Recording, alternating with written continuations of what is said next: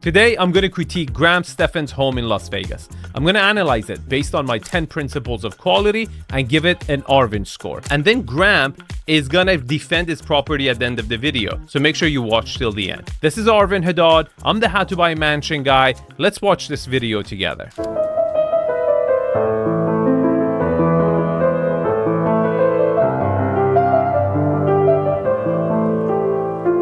All right, that's enough. Dude, that was awesome. That's enough. Awesome. I get so embarrassed.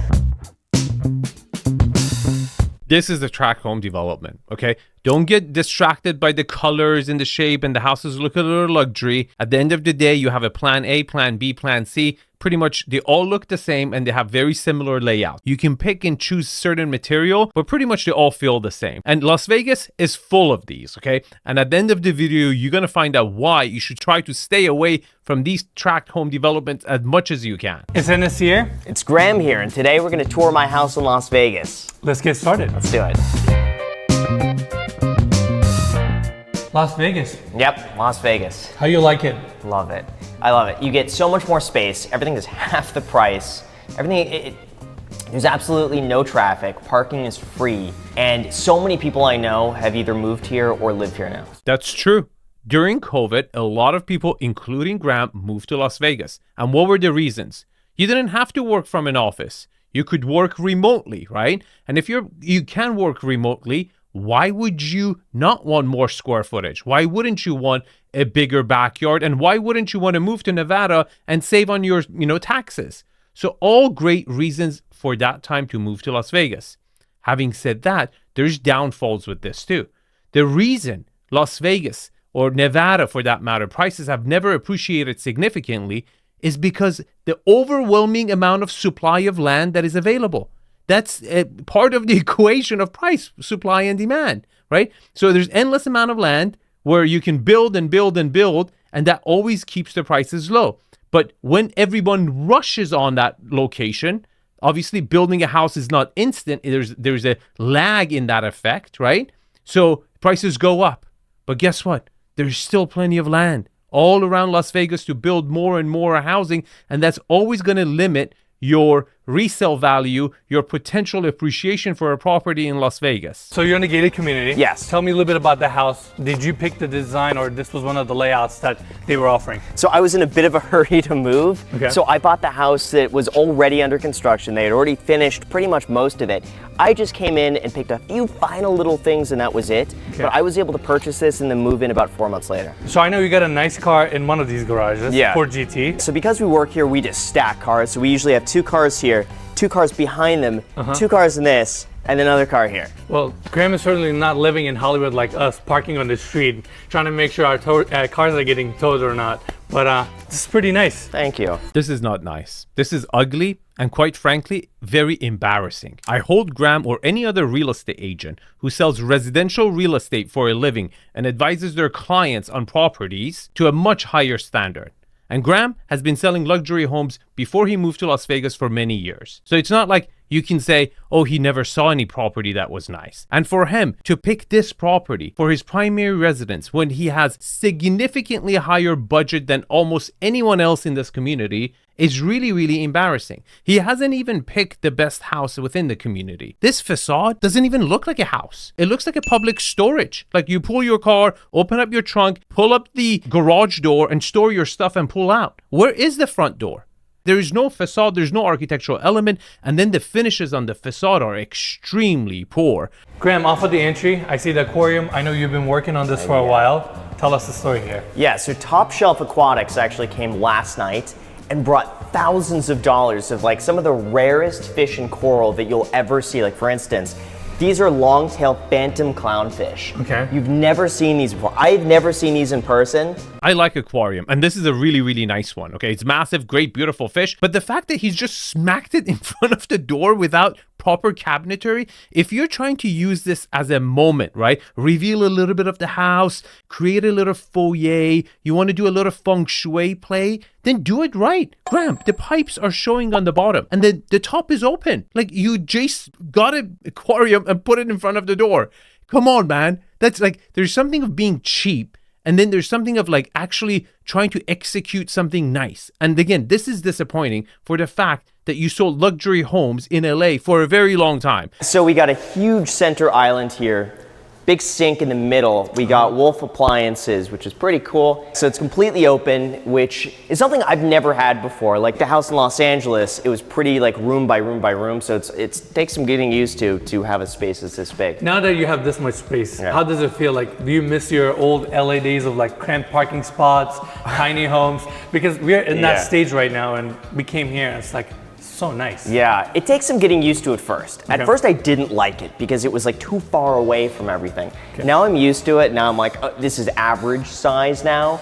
So it's amazing how quickly you get used to things. Gotcha. Okay, let me tell you guys what I like about it and what I don't like about it. I love the volume and the ratio. And you get to fit a kitchen comfortably, good size kitchen, very good size family room and formal room. I don't mind that he's mixing it. You get a great dining room on that spot, and then you have a little area for your piano, whatever. You could make it a little library, bookshelves, partition. You can do whatever you want. You're not blocking your wow factor. What's extremely disappointing is the finishes. Look at the tiles on the floor. They didn't even bother to do like bigger square tiles. The backsplash, the cabinets don't even have uppers. Like, to me, that looks super weird. Okay, it seems like you don't even have enough cabinet upper space. I understand cheaping out on a condo, but this was a $1.5 million home. I estimate the value of this home to be somewhere around $2.2 to $2.3 million right now, with how much property prices in Las Vegas has appreciated, and it just looks very cheap for the price point. Tell us that art piece real quick. Yeah, so we got two of them. The first one, the Mario, this was from an art dealer in Santa Monica. They were going out of business and just moving to Arizona.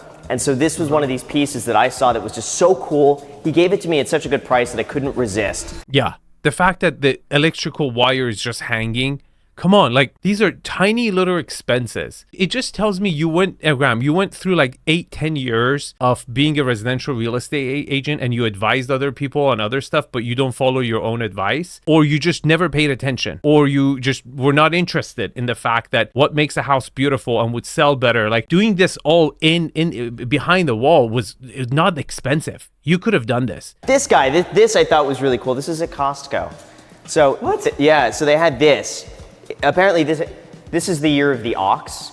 So every year they have like a different sort of brandy. So I was walking by, saw this. Everyone was just picking one up. Like, what the hell is going on here?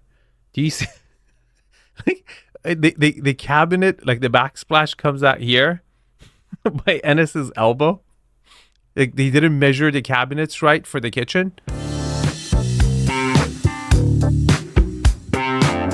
The pool? Yeah. We've been in it twice so far.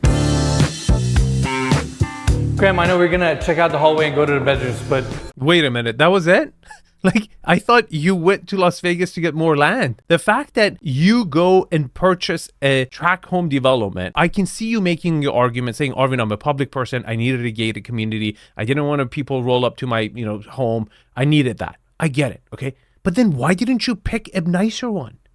It just tells me the fact that you either don't believe in residential real estate after working it for 8-10 years, okay, that you didn't think you have the differentiating factor that you could pick elements from a single family home to have a technical edge over the general public so your property would appreciate more, or you just didn't know. And both, to me, are either bad or embarrassing. Because you could have had other properties within this community and you could have certainly afforded it, right? You could have had a view facing. This property has no view. You're looking at a mountain. On the other side, you have great views. You could have had the view of Las Vegas and you didn't choose it. You could have had the view of Las Vegas and a backyard and you didn't. Your backyard is almost as wide as your side yard. And it didn't even come with a swimming pool. I think he spent the money to add the pool to it. Blows my mind. Graham, do you like the cold? Do you just like the heat? Between heat and cold, I prefer heat. Yeah? Yeah, there's something about being cold. It's just like, I don't like it. It's inescapable. Yeah, I don't mind the heat. Yeah. Like, this to me is nice. Like, this is weather that you could sit out in the backyard and just relax. Wait a minute. And the house next door is not even started yet. So he had to sit through construction while he had already moved in. And that's another negative. I'm going to talk about all the negatives when I talk about the location of this tract home development, but that's another element that there's always construction going on. If you're new to the development, you have that problem, and if you're late to the development, you have other problems. You'll hear all about it. So let's see the primary bedroom. let's do it. Cool. So we did the same brick that was in the office in Los Angeles. I wanted to bring that here, and I think it adds a really cool, like lofty, sort of like cool vibe to it. So yeah, we did the brick here. You made a mistake in Los Angeles too, and you decided to bring the Brooklyn, New York style loft in downtown maybe, or Chicago, into Las Vegas. Like, if you would have got like Palm Spring vibes here, I would have accepted. Like, I would have said good. Like, why the hell would you bring this? And then this is not even a real brick. It's one of those fake bricks. It's like buying I don't even want to say a Ferrari, like buying a, Mercedes C-Class, this property, and then putting hubcaps on it. Like, horrible. Don't do that, dude. Like, what are you doing? Can we see the bathroom area? Yeah. Awesome. Let's check it out. It's not perfectly cleaned, but it's lived in. This, unfortunately, because it's glass, you know how difficult that is to Oh my God, clean. that's pain in the butt. Yeah, if you clean it once, there's no point, because then as soon as you use it again, it looks like this. Dude, you have to squeegee it every time. And it's with all glass showers. Doesn't matter how expensive the home is. But the most ridiculous thing about this bathroom, the size is great. You have double vanity. Why the hell do you have a window above the bathtub when you have a 3-foot setback or a 5-foot setback with your other tract home right next to you? Again, it tells me like the person who was drawing this, drawing the floor plan, they drew one, and they, like the one that they drew, there was no neighbor, and they just copy pasted the same floor plan everywhere. And nobody thought in the middle of construction, like, nobody wants, to be watched by their neighbor while they're taking a bath. Again, it explains how bad these tract home developments, the planning, it's just carbon copy, print out, right? And for an experienced real estate agent to buy something like this, it's infuriating to me. Like, it just... it makes me really upset. And this, unfortunately, I think is really impractical. I thought it looks really cool. And wait a minute, there's also no shampoo niche. Why the hell shampoos and soaps are on the floor? Come on, $1.5 million. Okay. But because of how open it is, you don't get that like showery sort of like steam. It's almost cold. As soon as you turn off the shower, it's like, you're freezing. It's weird. So I actually prefer something enclosed, even though this looks cool. He's absolutely right. Like the steam in a smaller area, if it's enclosed, it keeps you warm. So it doesn't, as soon as you step out to like grab the soap, you don't feel cold again. But the worst situation here is this really ugly wood pattern tiles that are painted gray. If you're contemplating about using this material, please don't. Don't use it in bathrooms. Don't use it on floors. It's just so bad. It just looks so fake. So fake. Everyone knows that it's not wood because they don't cut the wood in this size, right? Like, I'm all for engineer floors, okay? Even in some luxury homes, you can execute them. But this just looks fake. Okay, so we got the cup here. There we go. And we got our ice. And then we come over here. Freshly made.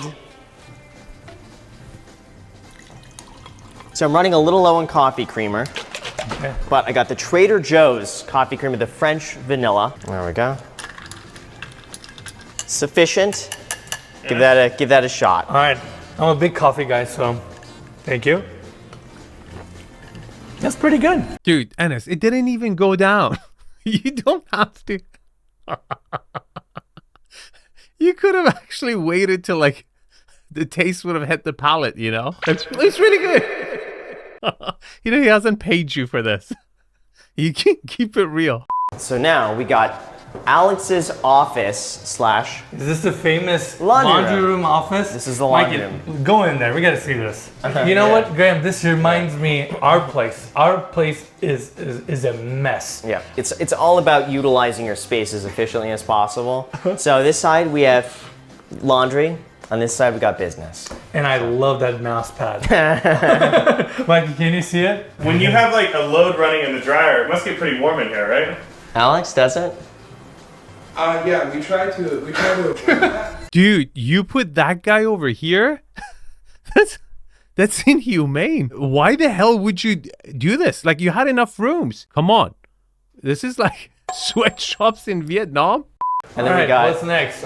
What's up with the fireplaces in this place? Jack, stay Fancy. there. Let's talk about it. What's up Jack. with this obsession with the fireplaces? It's not obsession. It just looks nice, right? Well, every screen we look at has a fireplace on. Okay, Why we have all this sound editing material here? Yeah, Jack. Dude, why didn't you put the Alex guy here next to your other editor or Jax? They could have shared this room, you know? It's so fucked up. That poor guy. Like, tell him you don't like him without telling him you don't like him. It's like offensive. Then we have the office. Let's check it out. So this is where I work, and it's been cleaned a little bit, Okay. but not much. But I'll open this a little bit. Man, I love how cozy your office space is. Thank you. Is this the famous office where we see oldest videos? Yes. Gotcha. Awesome. And then the famous towels that diffuses the light. I still use the towels.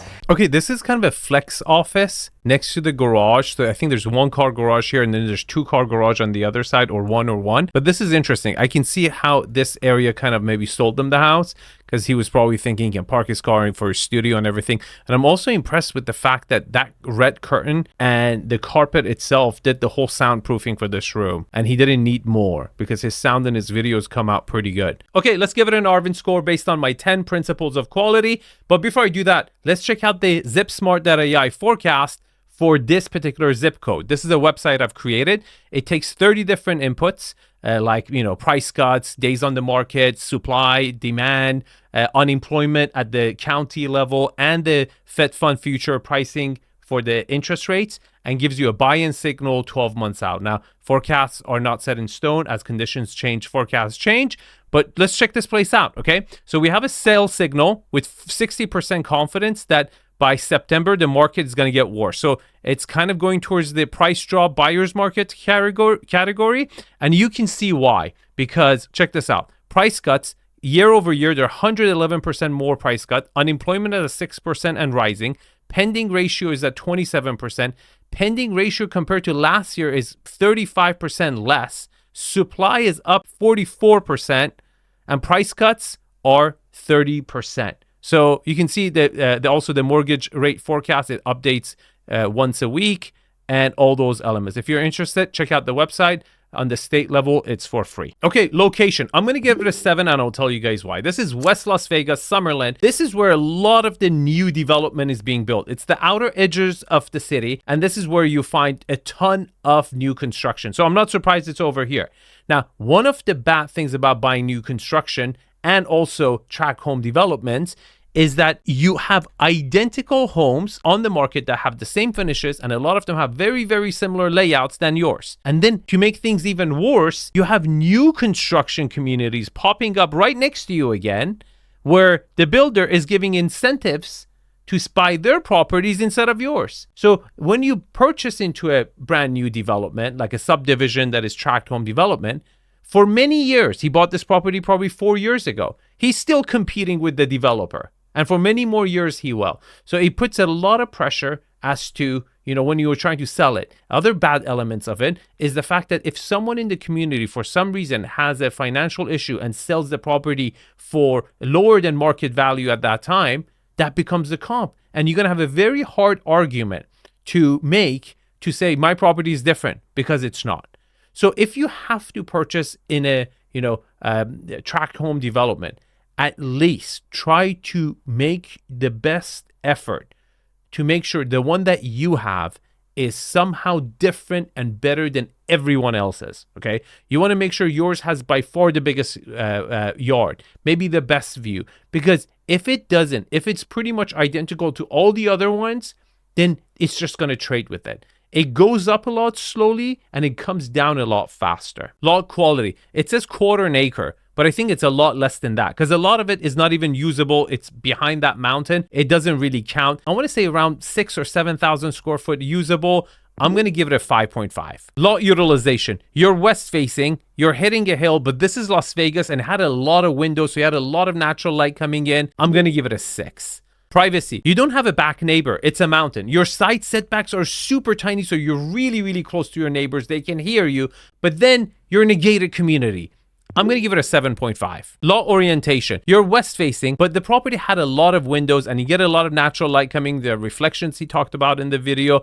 I'm going to give it a 7.5. Architectural style. I mean, what architectural style? You could say it was trying to be modern, but it didn't even have a front facade. It looked like a public storage area. It was horrendous. It had no character up front and no character from the back. It was just using modern material. I give it a 2.5. Views. You don't have one, but you had the opportunity to have view. He had the opportunity to differentiate his property from the other properties in this community, and he didn't. You just straight up look into a mountain. It gets a 0. Layout. We have a wow factor internal one. There's no view, but there was a good volume. And, he tried to kind of decorate it with the aquarium. Let's just give him the benefit of doubt. He's going to eventually, cabinet that up, make it a foyer, make it look nice. It will get better. He had pretty good bedroom distribution. There was the right wing, the left wing. Overall, the right amount of bedrooms next to each other for a family who's your prime demographic that you would want to purchase a property like this. I'm going to give it a 7. Scale and volume. It was actually pretty damn good for the price point. A lot of volume when you walked in, and the bedrooms and every other room almost had very good ceilings. The proportions were there. I'm going to give it a 7.5. Finishes. It was cheap when he bought it at 1.4. Now that it's worth 2.3, it's even cheaper. And the craftsmanship wasn't even there. It wasn't done even tastefully. The palette was somewhat cohesive. I'm going to give it a 3.5. This is the Arvin score. If you're planning to purchase in a gated community or a tract home development and the city or this area where you live in, there's no other option but these properties, at least try to find the best one. Try to find the one that it differentiates between the other ones. So when the market fluctuates, at least yours will come down a little bit less than your neighbor, okay? That makes the only difference. And if you can, by all means, try to avoid tract home developments. Single family homes that are just, freestyle in a neighborhood that have different diverse amount of architecture around them will appreciate significantly better and are desired more. Try to stick with those. So because we work here, we just stack cars. So we usually have 2 cars here, 2 cars behind them, 2 cars in this, and another car here. Well, Graham is certainly not living in Hollywood like us, parking on the street, trying to make sure our cars are getting towed or not. But this is pretty nice. Thank you. This is not nice. This is ugly and, quite frankly, very embarrassing. I hold Graham or any other real estate agent who sells residential real estate for a living and advises their clients on properties to a much higher standard. And Graham has been selling luxury homes before he moved to Las Vegas for many years. And for him to pick this property for his primary residence when he has significantly higher budget than almost anyone else in this community is really, really embarrassing. This facade doesn't even look like a house. It looks like a public storage. So here's the thing. I love the front of the house. I actually really like these single stories because the 2 stories, even though they have some more square footage, you have the neighbors that look into your backyard because they're elevated. So I prefer the single level layout without having to go up and down stairs. As far as the outside of the home is concerned, yeah, but the thing is, I'm not looking at the outside of the house. I'm inside all the time. So for me, it doesn't really bother me. So Graham, I totally with you on the 1 story. Personally, I prefer 1 story homes, okay? It's just less stairs, better. I'm all for it. However, I think, yes, there's something that you don't care about it, but I think there's a lot of people who care about the curb appeal coming up to the house, because to me, from my experience of showing homes to just buyers, not even luxury, curb appeal, landscaping in front of the property is part of the experience that sets the mood for the person to like the property. So it's surprising that you don't care about it, and that's fine. But as a real estate professional, I was expecting for you to care for resale value. I really didn't put any thought or care whatsoever into resale value because this for me was more of a utility purchase. It was just getting out of Los Angeles. And for me, I wanted to get out as soon as possible. And so when I went to the community, this was the one house that was ready for move-in before the end of the year because I wanted to be out. December comes around, I'm out of there. And so this came up.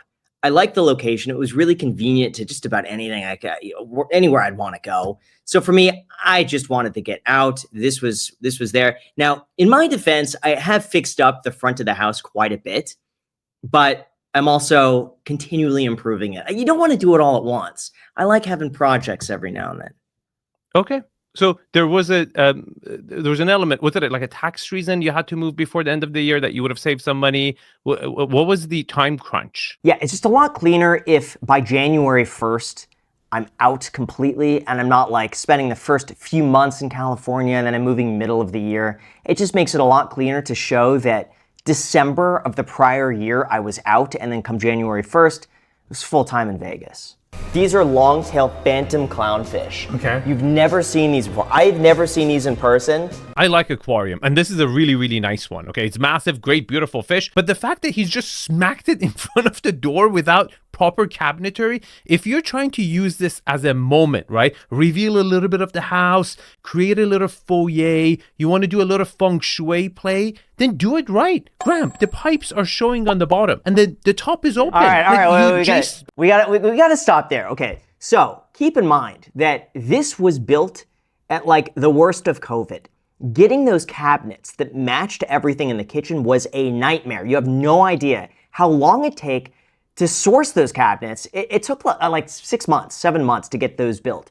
And so, yeah, the plan all along was to put cabinetry around the aquarium and make it blend in and in line with everything else in the house. But yeah, when this was filmed, there was no cabinetry. So now we have cabinetry around it? Yeah, but the top is still open. And that's just, because here's the thing. I don't want to put a cabinet above the aquarium that goes up, because then it's just going to look, I don't know, bad unless you go all the way up. Like, I guess theoretically what I could do is put a small little cabinet up to the lights and then shelves. Yep, higher exactly. Than that. Yeah. You want to tease it, right? So that whole, like, you're going with a volume, right, on the bottom, and then you keep it completely blank open at the top. It just makes it look like you just, which it is, you just put an aquarium in front of the door, right? But if you take it up, and you don't have to cover it completely, you can actually continue with the tease to allow natural light in. It could be closed some area but have some shelves open, see through above it.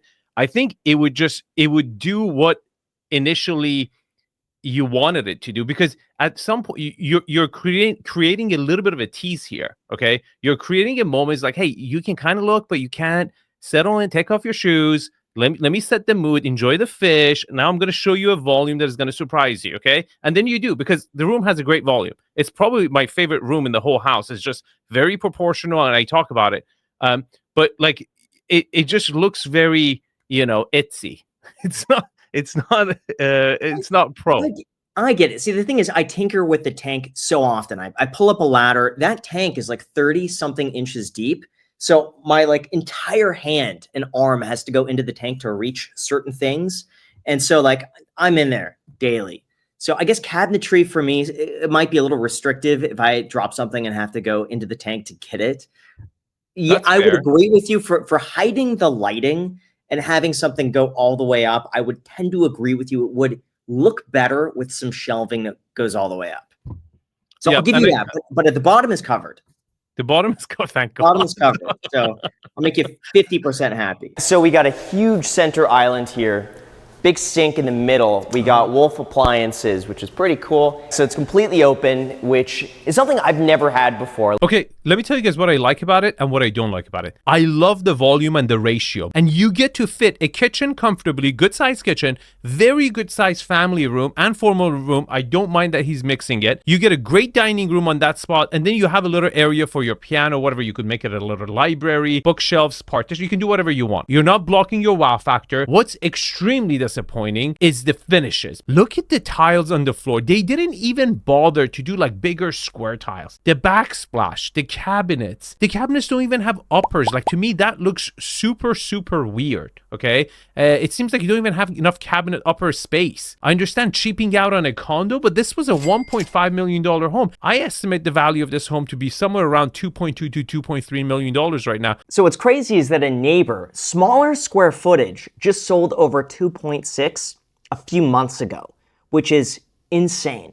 As far as the finish quality is concerned, I tend to agree with you, but that's like builder grade stuff. Like, they're gonna do the cheapest to make as much profit as possible. But for me, it's just like, I'm an easy guy. Like, all I need is a bed, an office, and a place to play the drums with an aquarium, and I'm happy. So, like, in terms of cabinet space, I'm a dude who's just like, doesn't really bother me. But as far as the finishes, yeah, like the floors, I'm not a huge fan of the floors. Ideally, what I would have loved to have done is do polished concrete over the entire thing. And kind of seal it so that it's a little bit of like a satin finish. I thought would look cool. But at the same time, it's like, I'm not going to be here forever. And for more of like a utility purpose, it's okay. And so this was one of these pieces that I saw that was just so cool. He gave it to me at such a good price that I couldn't resist. Yeah. The fact that the electrical wire is just hanging. Come on, like these are tiny little expenses. Yeah, I fixed the wire. This home tour, I think I didn't get much advance notice. I could be incorrect, but I think Enes was passing through and was like, hey, you want to do a home tour? I'm like, absolutely. I would love to. So like a lot of these little things were there that didn't bug me. And then over time, I'm like, okay, let's take care of that. Let's take care of this. So yeah, that is no more. The pool? Yeah. We've been in it twice so far. Wait a minute, that was it? Like, I thought you went to Las Vegas to get more land. The fact that you go and purchase a tract home development, I can see you making your argument saying, Arvin, I'm a public person. I needed a gated community. I didn't want people roll up to my, home. I needed that. I get it, okay? But then why didn't you pick a nicer one? It just tells me the fact that you either don't believe in residential real estate after working it for 8-10 years, okay, that you didn't think you have the differentiating factor that you could pick elements from a single family home to have a technical edge over the general public so your property would appreciate more, or you just didn't know. And both, to me, are either bad or embarrassing. Here's the thing. Time is money. How I bought this house, we went up for, I think it was like 24 hours, and I was like, I'm picking a home to buy. And I picked a home to buy. I didn't want to spend more time than needed. I just wanted to get out and focus on making videos. Like my ROI, at that time especially, it was like the worst of COVID. My ROI making a video, like my time was better spent just making more videos than looking at houses. And this one, I was able to get the price down a little bit. I think my total like all in was like 1.5 something with the pool and everything.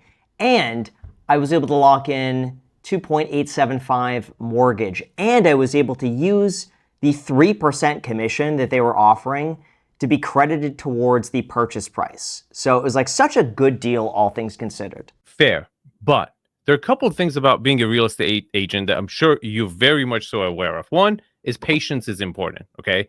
Second is leverage. How much have you got return on this property, including leverage, like cash?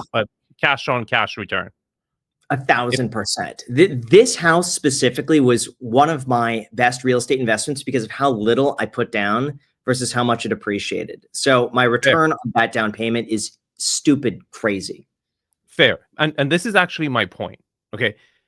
Look, I don't think I'm here to judge you that you're a frugal person you like to keep. I think there are things that every one of us have kinks about, right? Like I have my own kinks where when I believe in something, I go full on it, right? But what bothers me about this situation is that I really do believe you have, at the very minimum, a competitive edge over everyone else because you've been exposed to residential real estate. And what bothers me is that even according to your own rules and standards of frugality, is I think you left a lot of money on table purchasing this property. Because by just what you admitted right now, the fact that you have leverage, right? You could have bought at the Ridge, at the Summit Club, is significantly. I think you could have. The Summit minimum back then. Back then was like $7 to $8 million in the Summit. That would have been financially irresponsible. Graham, at the same time, what was your net worth at that point? You're open about this. I normally don't ask people, but you're very open. You have videos. We can go back and study what your net worth was. Back then, at that time, keep in mind, this is 2020. I'm guessing it was like $4 to $5 million back then, maybe maximum 6. That would have been financial. Then that would have been like, financially really irresponsible for me to spend $8 million on a house. I don't need an $8 million house. Keep in mind, I came previously from like a 700 square foot 1-bedroom duplex. I Okay, didn't. let me Now, let the me rich let me is, on the frame it other this hand, way. yes. Yeah. Let me frame it this way. Forget about the rich, okay? My point here is that you could have bought a property that would have appreciated significantly more than a home in a tract home development, or at the very least, bought one that had a better layout or better location within the community, and you would have made a lot more money. I think what bothers me with your approach is that I don't know where it comes from, but you're so focused on not losing money that I think you're leaving money on the table on other sides, right? To me, like, you definitely have a competitive edge over other people. Even if you don't admit it, I think you do because you've shown how and you've been a real estate agent. So my thought is that if you have that and you don't utilize it, you're arguing over guacamole, okay? When we're talking about the same laws of leverage that you would have applied, I think you would have been, if you've made whatever $700,000 on this property, if you've bought it, let's say instead of a $1.5 million property, if you've bought a custom home in another gated community, let's say a golf course community somewhere else in Vegas, I'm sure there was one that was, let's say, $2.5 million within your budget, and still got that 2.15 interest rate on it, right?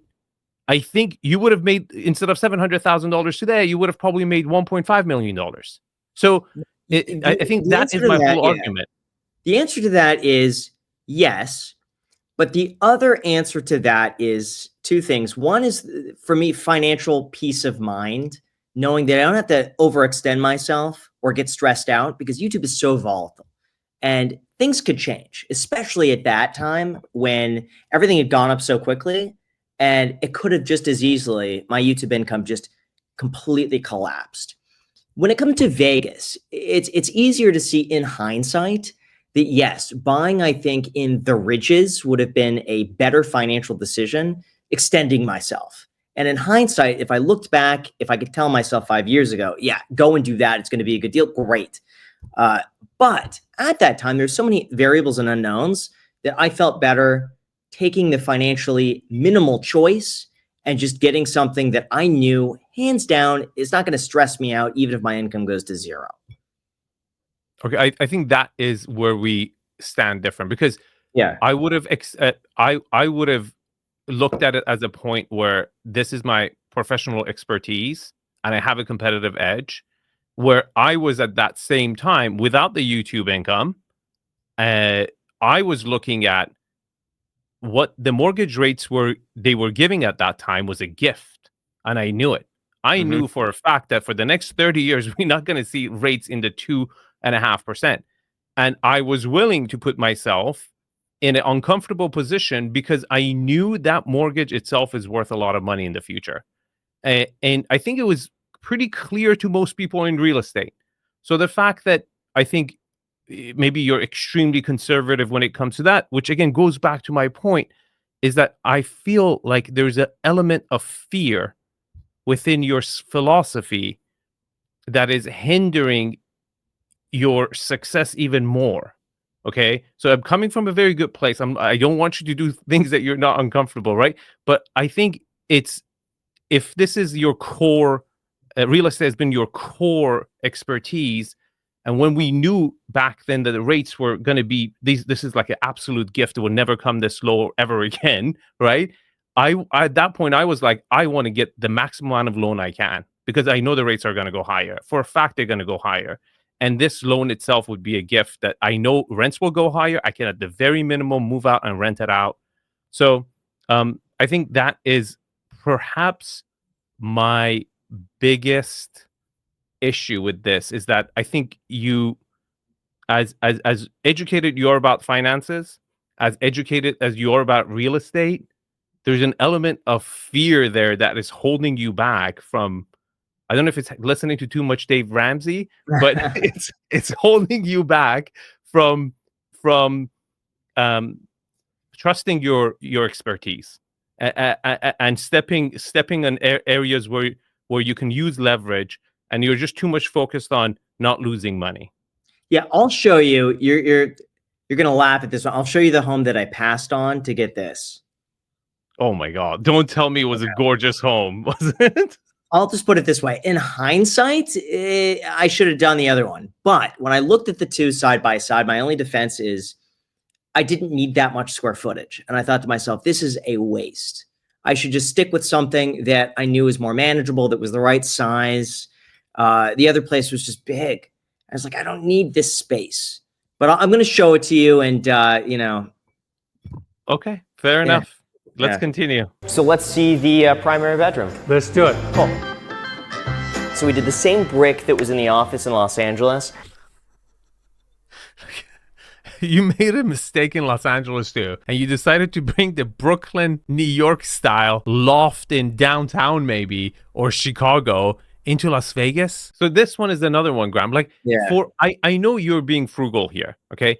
But if you're, as a real estate agent, when you were showing homes, don't you believe staging, right decor would really like improve resale value? Oh, 100%. But like, I'm not looking to improve resale value on this. This, I just want it to be like good for me. And then I'm happy with it. Like when it comes time to sell at some point, I'm going to, change things out and spruce it up. But like otherwise, resale value is the last thing on my mind. Like I said, this is more of like a good utility purchase because I knew just leaving California, this house is going to pay for itself many times over very quickly. And so I just look at the return on how quickly it pays for itself. And then I'm happy. So this is my point, Graham. You see, like, again, this is the part, like, I'm all for being tight with money, okay? I am actually pretty tight with money, but I like to think to be smart with money, okay? And this is another point. You just said when you decide to actually sell it, which seems to be not too far away from now because you're now a married man, you might want to have kids one day, and financially you're even doing significantly more than what you're doing now. So you're at least coming to your mind that you might want to move from here. So you have to spend this money to fix up this house anyways. Why didn't you spend it in the beginning to enjoy it during that time? And then when you sell it, you probably would have even saved money with inflation and everything because everything is more expensive now. Yeah, with the You see brick what I'm saying? veneer. These little things are the ones that, like, for someone who's like really good with money, okay, and I do believe that you're very good with money. Like, you think these things through. Most people don't even give a crap. So you think these things through, but then like your frugality is getting in the way of making money and enjoying life. Yeah, the brick veneer though is like I don't know if I'm gonna get tired of the So brick bad, veneer. Like, bro. I do it once, and then like a month later I get tired. I'm not gonna rip it out. At least with these like panels, I say you could take the whole thing out in like 3 hours if you really want to. So I could swap them out if I need to. Okay, fair enough. Let's continue. This, unfortunately, because it's glass, you know how difficult that is. Oh to my God, that's clean. pain in the butt. Yeah. Why the hell do you have a window above the bathtub when you have a 3-foot setback or a 5-foot setback with your other tract home right next to you? We got to give them a show. It's that's the benefits of moving in next door. See me taking a bath. That video would get a lot of views. I tell you that. Yeah. Listen, if something happens to the YouTube channel, I'm gonna be a bathtub channel. See me stream on Twitch. And wait a minute, there's also no shampoo niche. Why the hell shampoos and soaps are on the floor? But the worst situation here is this really ugly wood pattern tiles that are painted gray. So on the shampoo bottles, we ended up getting like some racks that went up. So now the shampoo is not on the floor. And as far as the tiles, I never thought that was supposed to mimic wood. And maybe that's on me. I always thought that was just meant to be like a designed tile. They charge extra to go all the way up to the ceiling, That's an upgrade. I can't believe you paid for that shit, man. I That was didn't. No, horrible. they did it. They did it complimentary. They love you. They love you, it. I got a deal on that one. Is this the famous Laundry laundry room office? This is the laundry Mikey, room. go in there. We got to see this. When you have like a load running in the dryer, it must get pretty warm in here, right? Alex, does it? Yeah, we try to avoid that. Dude, you put that guy over here? That's inhumane. Dude, I think we put that there as a joke. So that was only there for like a few days. Oh, so he never really worked there. No. Was he working in Jack's room? Yeah, so the podcast room was being built out, so we moved it temporarily into that little area for like a few days, and we moved it back to the other room. I think any point he could sue you for that one day. I think you got that liability one day. sweatshop conditions. For what? No, there's no lot. Listen, he has great working conditions in there. And he could wash his clothes at any time. I love how cozy your office space is. Thank you. Is this the famous office where we see oldest videos? Yes. Gotcha. Awesome. So did this room have it impacting you purchasing? Because I think Huge. it did, right? Like to me, I was like, he bought this house for this room. He was like, he was thinking, this is where I make my money. This is separate from the rest of the stuff. I can build a sick house studio. If I nail the studio, then I can guarantee my income for the future. And who cares if I make a mistake? Yeah, 100%. If it wasn't for this, I wouldn't have bought the house. And the other house that I was comparing this one to didn't have this. And I was thinking the only other way to make it work was to turn the garage into a setup like this. This was just like so perfect that this was it. I mean, this closed me immediately. Because, yeah, from like 2020, late 2020 through 2023, I was spending 8 hours a day, 6 to 7 days a week in that room. While we're on this topic, do you have any advice for me as a YouTuber? Because you've been doing this for way longer than I have. I'm relatively a baby in this field. Mm-hmm. I think expanding to different topics would be really nice. Home tours and home tour critiques get you to a point where you'll start to notice a not declining growth, but stagnating growth. And then it's how could you push it beyond that? And if there's something else that you could be showcasing as well, or you going and touring homes as well in person. I hear that in the comments. So like, get a lot of comments. Arvin, I will watch anything you critique. But having said that I think I have to be a subject matter expert if I'm critiquing something. I can see like doing humor, which I love. I love adding humor to videos. It's just so fun to do it. But it would have to purely be that or something that I'm extremely either curious about learning, right? So they can watch me react to something that I'm interested in, and I'm not being an expert in this field, but I'm studying it, and then I can crack jokes in between too. Great, I'm all for it. But that's the thing, is like I haven't really found that. As far as doing home tours, believe it or not, I hate home tours. And I know the irony in the fact that like it's what been like the whole channel is home tours, and I've kind of grown to like them, but I find doing home tours ridiculous. I really do. Let's check this place out, okay? So we have a sales signal with 60% confidence that by September, the market is going to get worse. Do you agree with this format? You're a real estate guy. You're living in the zip code. Oh, yeah. Would you say we are past stable in the buyer's market, but we're not like free falling, but we're still going down slowly that route? Is that true? There's inventory piling up. And that's one of the things when I look, because I check the market every single day. I know every home that's listed within 20 miles of here. And I see, unless a home is priced really aggressively, they're sitting, especially when you look at the market from like 3 million to like 10, we'll call it. A lot of those homes sit, and I'm seeing $1 million price reductions. Like homes that are listed at 8 are now at 6.5, and they're still not selling. But I will say, a lot of people are overpricing it. It was never worth 8 to begin with. You have people who bought their homes in 2020, 2021, and they pay 2.5 for it, and then they relisted at 5. It's dumb. It's stupid. It's not going to sell. But they're putting it up there and say, hey, if someone wants to pay me for this, they're coming from California, New York, and they just like the house, this for them might still be affordable or cheap, they might pay it, but it just sits there. So a lot of these homes aren't worth it. That's why we're seeing a lot of price reductions. We're seeing more inventory on the market. I would expect this to continue, but then again, the housing market has defied so many odds of staying as stable as it is relative to interest rates. Like, I wouldn't be buying right now. And like, you know, sure, at some point I'd love more square footage, but I look at like what I'm paying here versus somewhere else. Like, it just doesn't make any sense. I'd rather rent a house these days. So I tend to think with common sense that it doesn't make sense to buy. Prices have to come down. We'll see what happens. There might just be enough people still out there who want to buy, who pay these prices, and that's fine. But I would tend to believe that for me to buy a house, prices have to come down about 20 to 30%. To equal what I could just rent the house for. So a couple of things. One, in what budget were you looking to purchase your next home? let's say in a year or two or whenever the market makes sense.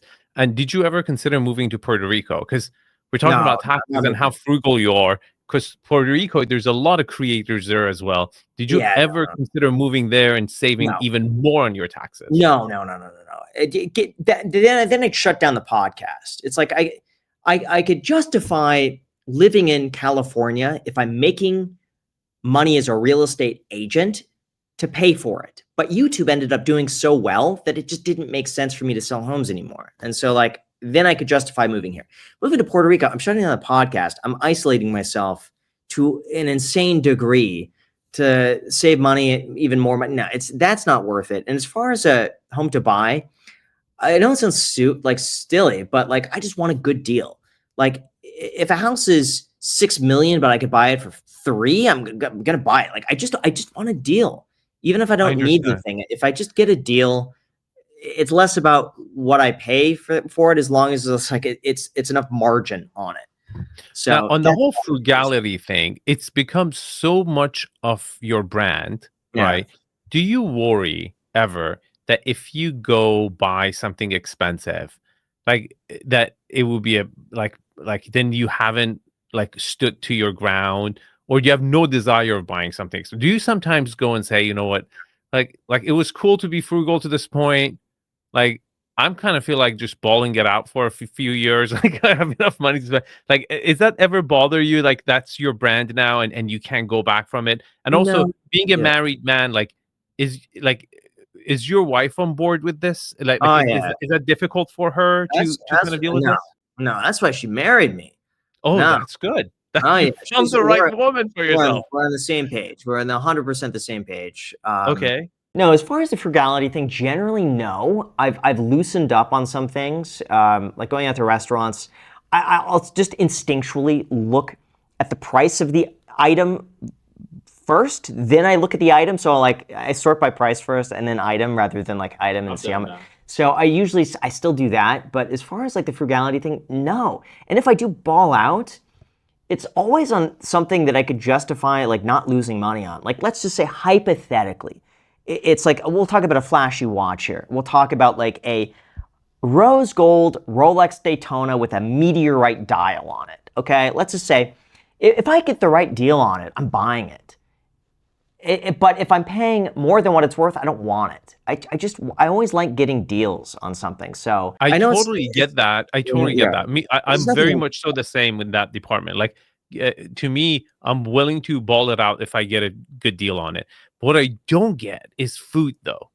Like to me, one of the biggest, like this probably happened 5 years ago, where I would go to a restaurant and be like, thank God I don't have to look at the price anymore. Like it was such a amazing moment. And it was like I almost cried. I remember like having enough money in my bank account where I had, because I moved to this country pretty much by myself. I've been living by myself since I was 17. And I had no money. I mean, I had no choice. Like it wasn't even a matter of like wanting or not. So it was very difficult. But and I did this like every time. I would first look at the prices and I know there's a lot of people who are watching this and do the same thing today.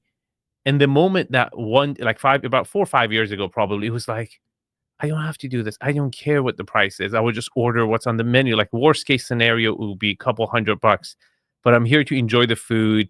That's the only part where like when it comes to food, when you don't do this for your food wise, like that's the part that I also have. I guess like I want to shake you. I'm like, come on, man, that's just your body. Like eat it up. The thing is, I'm a live to what is it? I'm a eat to live, not a live to eat. So if I could just get like a sludge, like a gelatinous sludge that's like, this is all the nutrients and calories you need, and you just like slurp it up once a day in the morning, I would just do that. So like, yes, I like. You're not a foodie, okay? No, like it's what we do now is my wife makes these meal preps. It's like rice, could be like turkey, some vegetables, and I could eat literally the same thing every single meal for months on end and just be totally fine with that. She's so the opposite. She's like, I can't eat the same meal more than like once or twice without variety. I'm totally fine with just the same thing. I'm actually the same Yeah. way. I Yeah. could eat the same food, and I have. Like I got into this whole bodybuilding thing for a while. I still am. I'm like getting back into it, but like where I would eat the same meal 3 times a day, and my Yeah. wife would look at it and be like, "What are you doing? Like this is Yeah. crazy. Like how could you?" But I think even with that at the restaurant, it was a liberation feeling.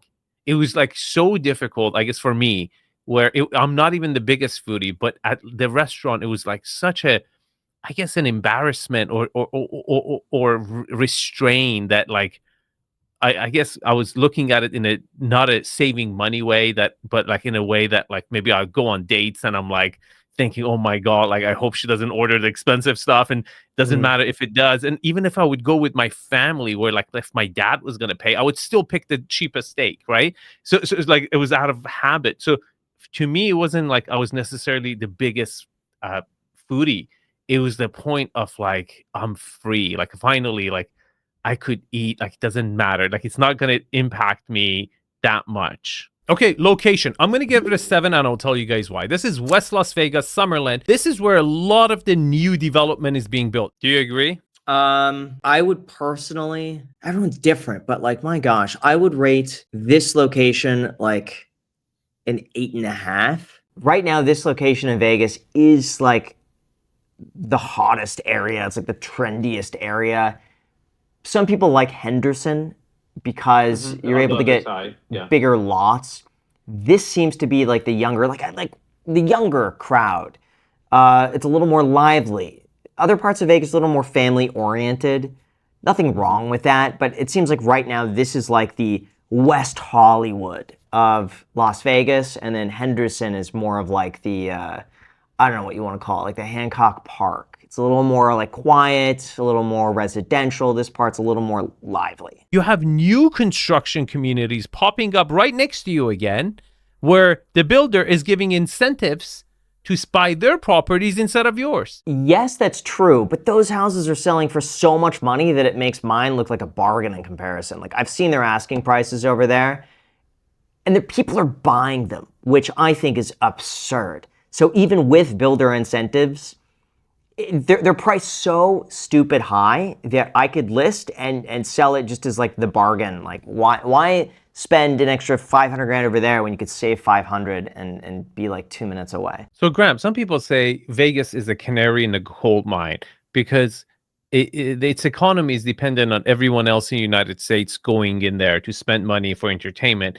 And if the Vegas entertainment slows down, it's a sign that the whole U.S. economy is doing bad.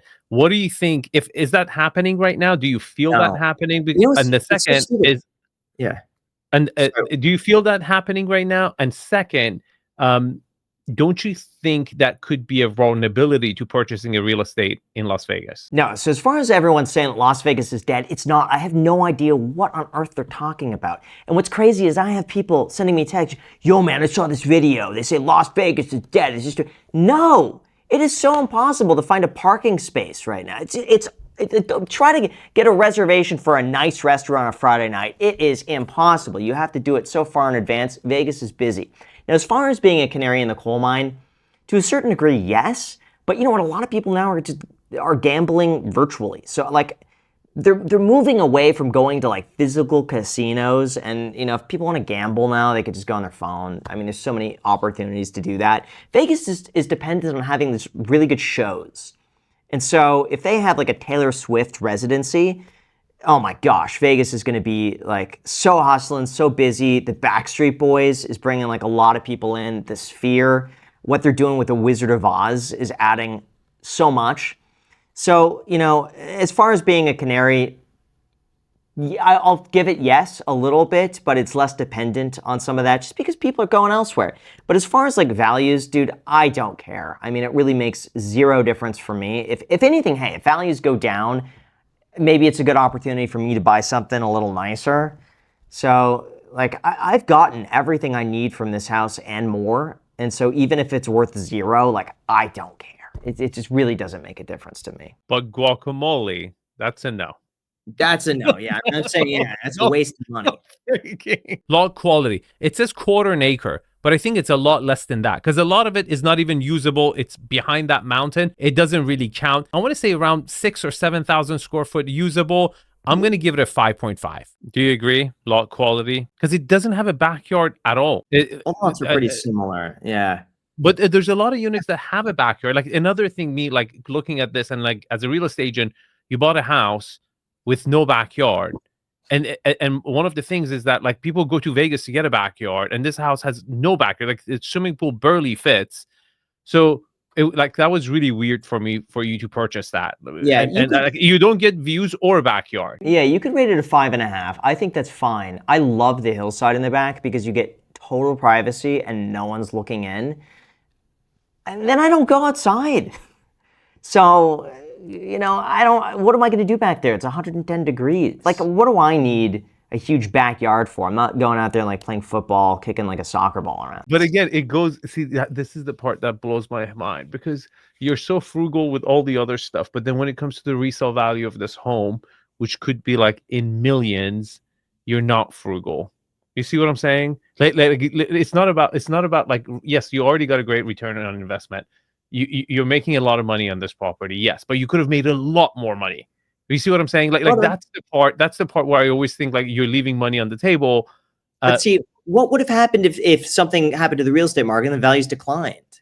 And then it's like, this would have declined more. No, it's there. all relative though. This would have declined more. This would have declined more 100% because it's worse. If you would have bought the best property, the whole, like the best lot in this community, let's say that would have appreciated, that would have gone at a lower rate than this. I think but here's the thing though, but you were saying buy a more expensive property, and then if the market declines, lose more money on the more expensive home, at least relative to this one. For what I put in, I lose less. If you sell. But again, when you bought this house, if you have a $7 million net worth when you bought it, and it's a $1.5 million property, 99% of the people who buy a property, when they go to buy it, their down payment is every penny they've ever saved, right? Like it cleans them out, like when they go buy a house. When you bought this house, it did not clean you out. For sure, it didn't clean you out. We're getting California buyers that keep pouring in here. So for them, this is a bargain. All right, let's continue. Privacy. You don't have a back neighbor. It's a mountain. Your side setbacks are super tiny, so you're really, really close to your neighbors. They can hear you, but then you're in a gated community. I'm going to give it a 7.5. How is the privacy? Oh, total privacy. So every plant that you see has grown up. I don't see the neighbors. Privacy in the back is great. And I would give it maybe slightly higher than that because the thing is all of these other homes have worse privacy, or their backyards, you could only have the this like awful little fence. And that's the only thing that's like permitted by the HOA. And like you see into people's backyards. So at least with this, you don't have anyone above you that could look in. Architectural style. I mean, what architectural style? It looked like a public storage area. It was horrendous. It had no character up front and no character from the back. It was just using modern material. I give it a 2.5. Oh, it's got to be higher than a 2.5. It's got to be at least 4. Let's give it a 4. I think that's a fair assessment. I stick with my 2.5. It is but ugly. On the front, it looks like a condominium where like there's a townhouse and there might be another door to another unit. Finishes. It was cheap when he bought it at 1.4. Now that it's worth 2.3, it's even cheaper. And the craftsmanship wasn't even there. It wasn't done even tastefully. The palette was somewhat cohesive. I'm going to give it a 3.5. What do you think about the finishes? Maybe another 4.5. 4.5 finishes. But again, it's just like this is standard builder grade. They're basically just trying to churn these out as fast as possible, sell them, move on to the next one. So like you're basically what you're getting into. It's not a surprise. Graham, thanks for coming on the show. I really appreciate you coming defending the property. And let this be known, if I've ever done a video on your property and you want to come defend your property, you're more than welcome. I want you to have a fair chance to look at the property, tell the audience why I've made a mistake, if I've made a mistake, and what was the circumstances for the decisions you've made. I think Graham is super brave for coming on, and I really appreciate you, Graham, for stepping into the dungeon and explaining your decisions. Very brave of you, and I think you're also commitment to making educational content for everyone is very admirable. So thank you for doing that. Thank you for hearing me out. I really appreciate it. If you want to see a proper mansion, my regular stuff that I actually critique on this channel, check out a video like this. I think you would really like it. It's very technical and much, mansions, shall we say. Okay. Thanks for watching, and I'll see you guys in the comments. Thank you.